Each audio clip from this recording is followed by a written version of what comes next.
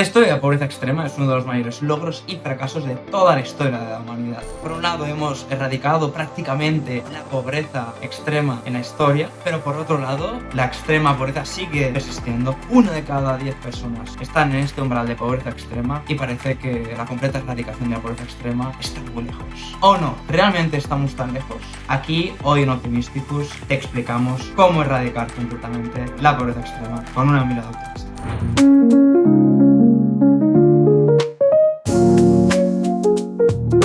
En el vídeo anterior vimos cuál es el estatus actual de la pobreza extrema y cómo hemos llegado a prácticamente erradicarla. De todas maneras, a modo de resumen, básicamente hay 700 millones de personas que aún viven en esta condición, en esta terrible condición de pobreza extrema definida con menos de 2,15 dólares y dólares internacionales que se ajustan a la inflación y a los costes de vida. Esto, de todas formas, a pesar de que sean muy malas noticias, a primeras parecería buenas noticias el ritmo de progresión que hemos tenido si uno lo compara con toda la historia de la humanidad. Justamente en el siguiente gráfico que ahora veremos la progresión y dónde estamos a día de hoy. En cuestión de 200 años hemos reducido la pobreza extrema del casi 80% al 10%. En cuestión de 200 años, de 2 siglos, es algo inédito, razón por la que nos tenemos que sentir muy optimistas y razón por la que es un grandísimo logro. Sin embargo, un 10%, 700 millones de personas siguen siendo muchas personas y, como comentamos, el progreso se está desacelerando. Esta desaceleración se debe por múltiples factores que comentamos en el vídeo anterior, pero lo más importante otra vez es entender cómo solucionarlo.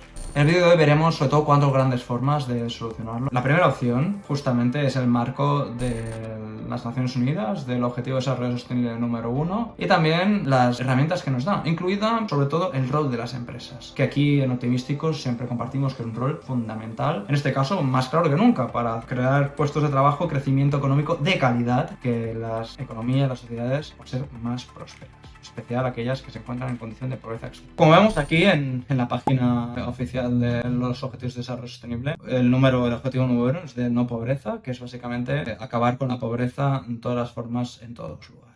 Vemos aquí que es uno de los grandes objetivos de desarrollo sostenible y que, como comentan por aquí, que es erradicar la pobreza, no es una tarea de caridad, sino es un acto de justicia y una de las claves para desbloquear el enorme potencial humano que tenemos. Vemos aquí que aún la mitad de la población vive en pobreza, 1 de cada 10 personas en pobreza extrema, y vemos la definición de pobreza aquí, entre otras cosas, da el ejemplo de no tener comida o agua potable, que mata miles de personas cada día. Hay muchas acciones o objetivos que hay dentro de este gran objetivo. Esto se llama dentro del Objetivo de Desarrollo Sostenible 1. Después hay subobjetivos, subindicadores. Aquí vemos algunos de ellos. Vemos el 1.1, que es básicamente erradicar la pobreza extrema, que es el objetivo y objeto del vídeo de hoy, tal como comentamos que en esta década pues erradicar la pobreza extrema, que se define como 1,25 dólares al día. Vemos el 2, que es reducir la pobreza general al menos el 50%. En el vídeo anterior comentábamos por qué era tan complicado reducir también la pobreza y que es un objetivo demasiado ambicioso y virtualmente imposible erradicar todo tipo de pobreza en esta década, pero aquí el objetivo muy ambicioso es erradicar o reducirla al 50%. Otros objetivos es implementar sistemas de protección social, también derechos iguales en materia de propiedad, servicios básicos, tecnología y recursos económicos. También otras de las soluciones que se comentan en indicadores generales es construir resiliencia a nivel medioambiental, económico y social. Y esto lo comentamos también en el vídeo anterior otra vez, que impactos de cambio climático, estos definitivamente es una dimensionalidad fundamental y la resiliencia que tiene que haber para también poder recuperarse o, en este caso, acelerar el ritmo hacia la erradicación de la pobreza extrema. Esto es uno de los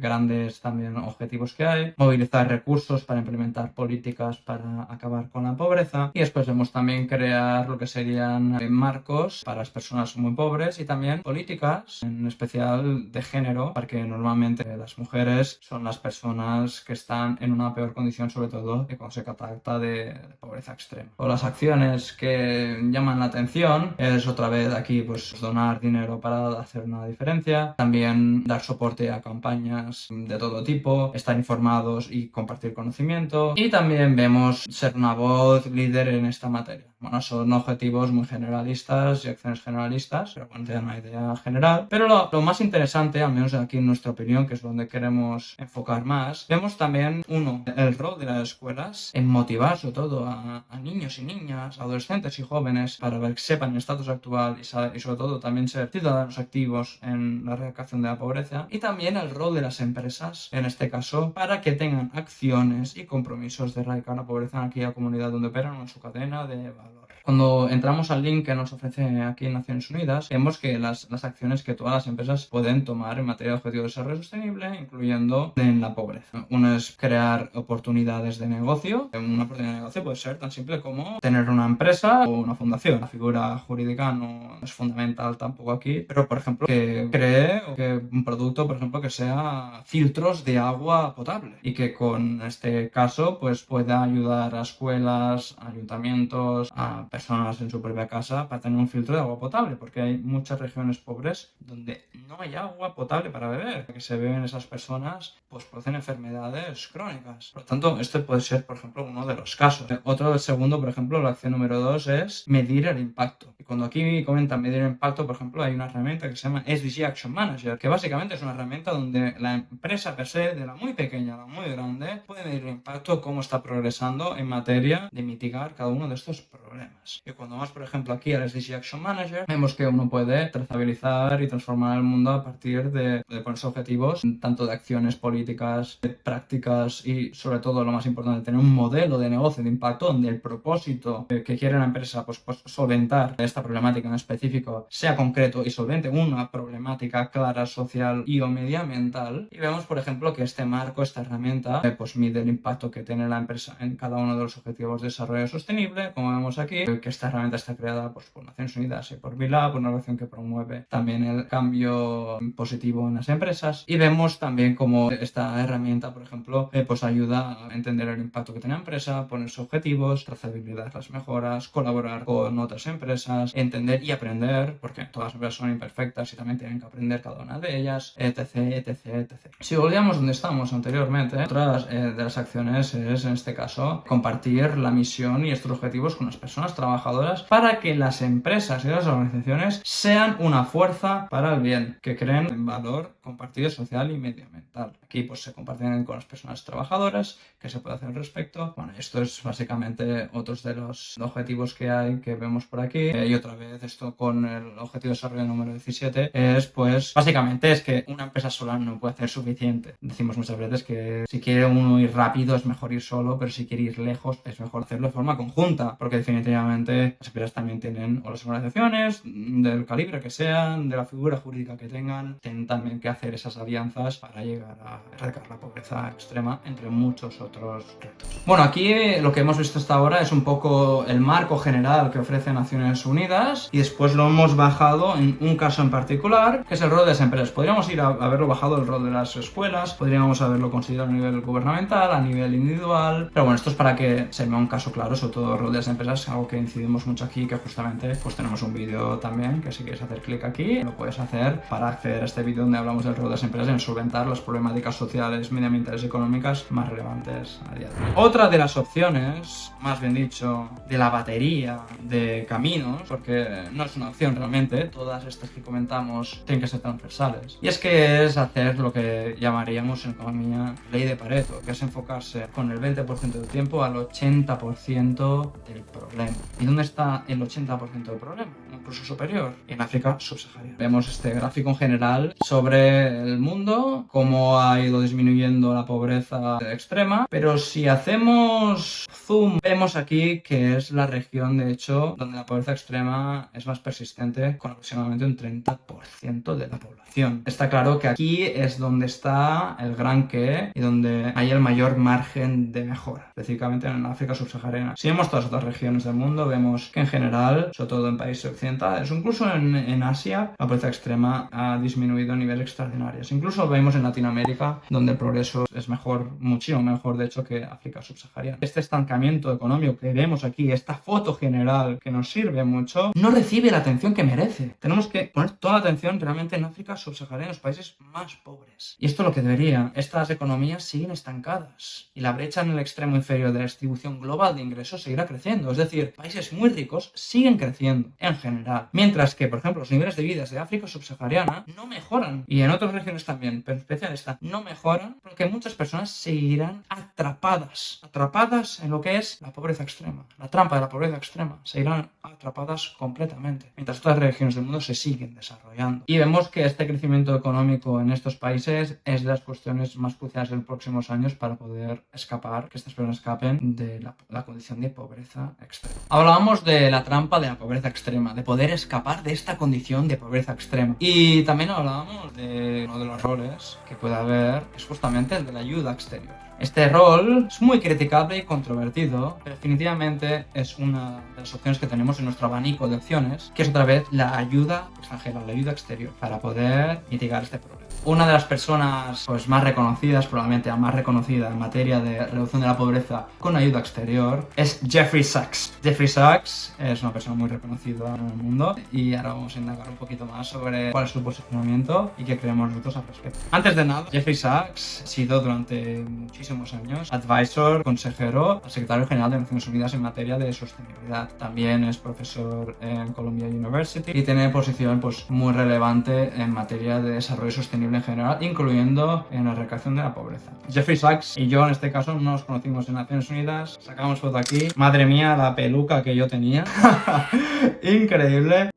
Esto es de hace 5 años en Naciones Unidas en Cambio Climático. Jeffrey Sachs tiene un libro que es de la erradicación de la pobreza. Habla pues de las distintas formas de cómo erradicar la pobreza y una de ellas, la más importante probablemente, es el rol de la ayuda exterior. Cuando uno habla de ayuda exterior, claro, uno puede imaginarse muchas cosas muy distintas, desde insumos agrícolas, que esto definitivamente ayudaría mucho a personas, sobre todo en agricultura, que la agricultura normalmente es la industria número 1 en países en desarrollo, también en materia de educación, en materia de aportes económicos, materia de infraestructura, de energía, de agua potable y un larguísimo tiempo. Todo esto, bienvenido sea, tiene sentido y de hecho forma parte del PAC de lo que es la ayuda extranjera que propone Sachs y también muchos otros líderes en materia de desarrollo sostenible a nivel global. Sin embargo, Sachs específicamente menciona y hace mucho hincapié del racional per se de la ayuda exterior. ¿Y por qué hace tanto hincapié en la ayuda exterior como racional en general? Cuando uno podría decir, bueno, mi país, de donde yo sea, se desarrolló por sí solo y lo pudo hacer y no tuvo ayuda exterior. O también uno puede decir, es que hay mucha corrupción en estos países, o que no hay dinero para compartir con estos países. Bueno, cada uno de estos argumentos tiene contraargumentos, desde que, pues, el hecho de que un país pues, no haya tenido ayuda anteriormente, algo atípico, pero que puede ocurrir, no significa que no se pueda ayudar a otros países. Que además, digamos que ayudar a otras personas, a otros países, a que se desarrollen, de alguna forma también es una causa propiamente interesada, que le interesa a la persona y al país, porque el hecho de que todo el mundo esté desarrollado y salga de la pobreza extrema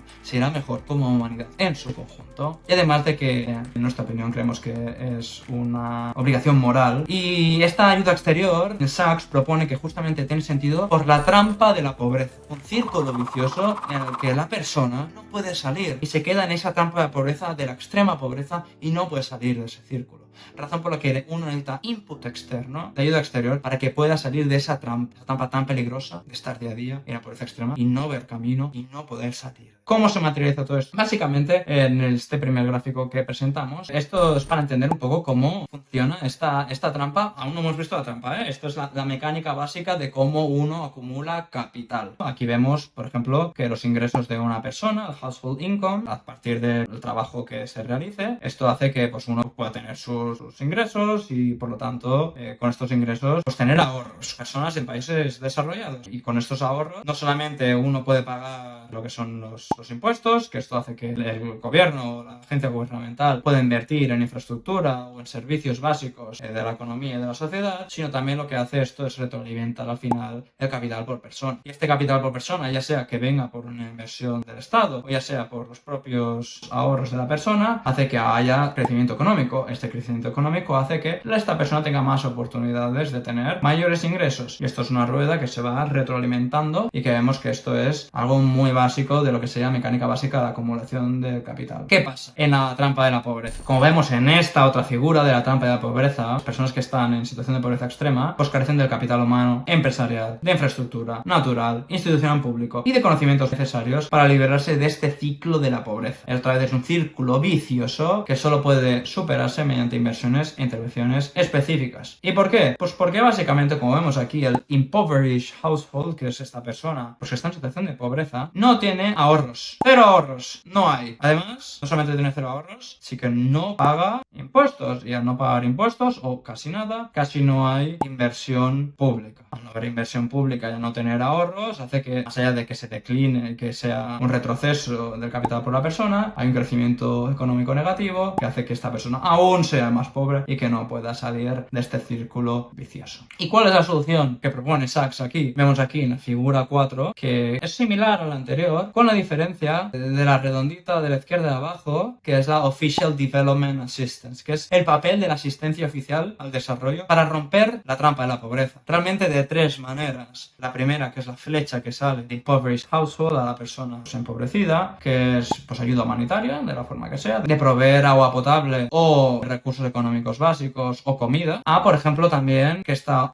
asistencia oficial pueda dar presupuesto al gobierno y que de esta manera pueda invertir en inversiones públicas necesarias básicas para la persona. Además, esta ayuda puede dar microfinanzas, es decir, microcréditos, por ejemplo, a una persona, a una empresa que quiera montar una panadería y con microcréditos, por ejemplo, pueda llegar a capitalizarse y a crear generación, a crear valor económico que retroalimenta a esta persona para que salga de esta pobreza extrema y este círculo y esta trampa de la pobreza. Como vemos, por lo tanto, que el papel de la ayuda exterior es fundamental pues para poder desempeñar un papel crucial y ayudar a los más pobres a poner un pie en la escalera al desarrollo. Esto Sachs básicamente sostiene que sin estas inversiones es imposible salir de la trampa del desarrollo y que básicamente sin esto no es posible directamente. Y obviamente hay desafíos enormes cuando esto sucede, desde empoderar a la persona a que lo quiera hacer, a que también la efectividad de esta ayuda al desarrollo o sea baja o irrisoria o directamente no exista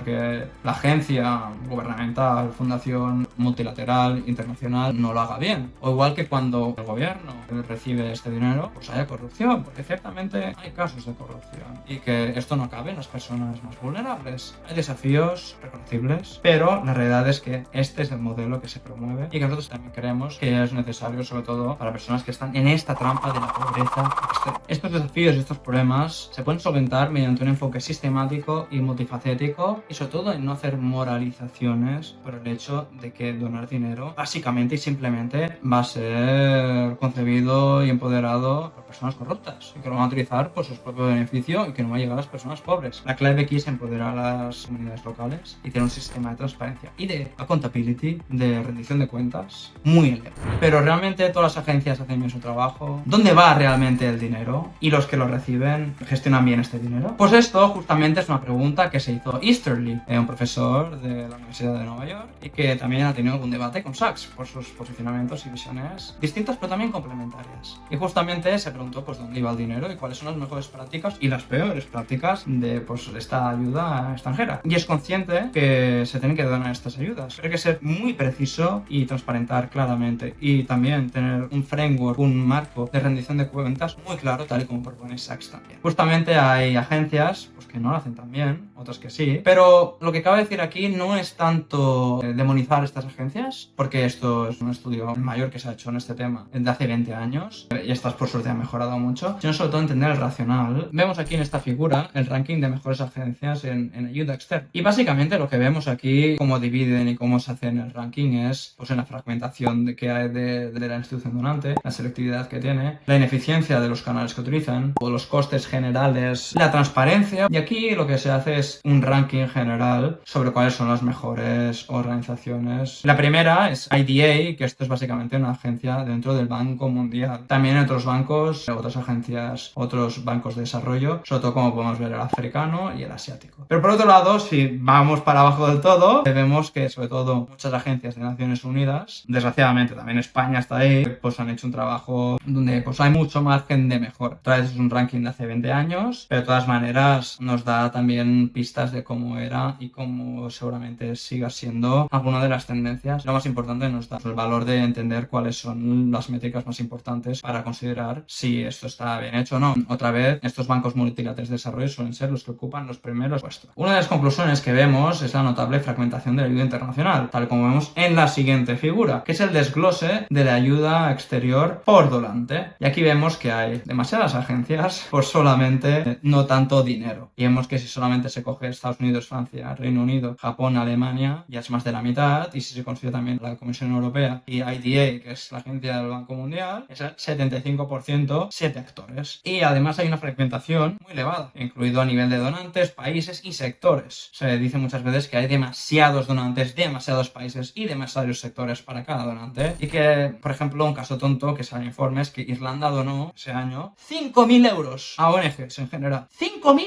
euros! Que no, o sea, tienes pérdidas cuando recibes 5.000 euros y tienes que administrarlo, las personas que contratas, la agencia, los costes variables. Entre una cosa y la otra, pierdes más que ganas. Y esta fragmentación que vemos aquí, como decíamos, pues genera muchos problemas de coordinación y altos costes generales, tanto para los donantes como para los receptores. Por lo que dificulta mucho que la entrega esta final pues acabe siendo efectiva. En conclusión, en cuanto a este punto y del marco que se debería utilizar para la ayuda extranjera, es que a pesar de que se identifiquen mejores y peores prácticas, que muchas de estas se siguen haciendo a día de hoy. Hay fondos que siguen yendo a países corruptos, y es la realidad. Y esto no podría existir, o no debería ser así. Igual que hay tipos de ayuda que son completamente ineficaces, como la ayuda alimentaria o la ayuda técnica. Es por lo tanto que al final la solución es transparencia y rendición de cuentas, tanto para la agencia que dona, ya sea un gobierno o una institución intergubernamental multilateral, como también por el donante, el país que recibe. Bueno, pues conclusiones finales de todo este pupurri de estas 4 grandes secciones que hemos visto. La primera es que necesitamos crecimiento económico de calidad. Este crecimiento económico de calidad puede hacer que estas personas escapen de la trampa de la pobreza y de esta manera puedan llegar a satisfacer sus necesidades que antes no podían realizar y que tengan acceso a servicios o productos básicos o a tener acceso a alimentos básicos, o que las personas no estén excluidas de sus comunidades, o al crédito cuando quiera pedirlo al banco para crear su propio emprendimiento. Esta es sobre todo la conclusión número 1, crecimiento económico de calidad, pero no solamente en países donde lo necesita, sino personas de cualquier país en situación de pobreza extrema, pero también de pobreza. El papel de las empresas es fundamental para otra vez generar valor compartido económico, social y medioambiental y crear empleos de calidad y también crear estos servicios y productos básicos. El segundo caso es sobre todo que haya resiliencia y sistemas de adaptabilidad. Esto es fundamental porque en la crisis del COVID-19 pues vimos como 70 millones de personas fueron desplazadas al umbral de extrema pobreza porque no habían estado preparadas lo suficientemente. Esto no puede ocurrir, tenemos que prepararnos igual que la pandemia, pero también sobre todo con cambio climático, porque los efectos del cambio climático ya están aquí y los potenciales peores efectos pueden venir en 5, 10, 20, 30 años o mañana. O mañana uno puede tener la desgracia de tener un muy mal efecto del cambio climático y no estar preparado. Esto es fundamental. Aquí estamos hablando de prevención en materia de inundaciones, de incendios, de sequía, de tifones, que desgraciadamente siempre acaban afectando a las personas más pobres y menos preparadas y con menos recursos. Es aquí donde tenemos que trabajar, porque ya sabemos que los peores efectos del cambio climático empiezan a estar aquí y tenemos que prepararnos y adaptarnos para también poder solventar este problema de la pobreza extrema. Como tercera solución realmente es que tenemos que ampliar el foco y la multidimensionalidad. Solamente enfocarse en reducir y poner fin a la pobreza extrema no será suficiente. Tenemos que abordar otros problemas, desde conflictos geopolíticos y sociales a temas tan específicos como erradicar la malaria. Puede hacer que sea más fácil, más rápido erradicar la pobreza, o igual que poner fin que no haya agua potable para estas personas en condiciones pues terribles. Aumentando el foco y la multidimensionalidad, también enfocándose en las desigualdades que existen entre países y en el mismo país, podemos hacer posible erradicar la pobreza con este enfoque transversal. Y por último, y como hemos visto al final con Sachs y Easterly, es fundamental la ayuda exterior para escapar de la pobreza y del círculo de la pobreza extrema. Círculo que si uno no tiene ayuda e input exterior no puede escapar, pero este input exterior, tal como comentan ambos, sobre todo al final de Easterly, hay que hacerlo bien tanto por la parte que dona como el que recibe. Tanto se tiene que fomentar la transparencia y la rendición de cuentas tanto por donante como por la entidad que recibe.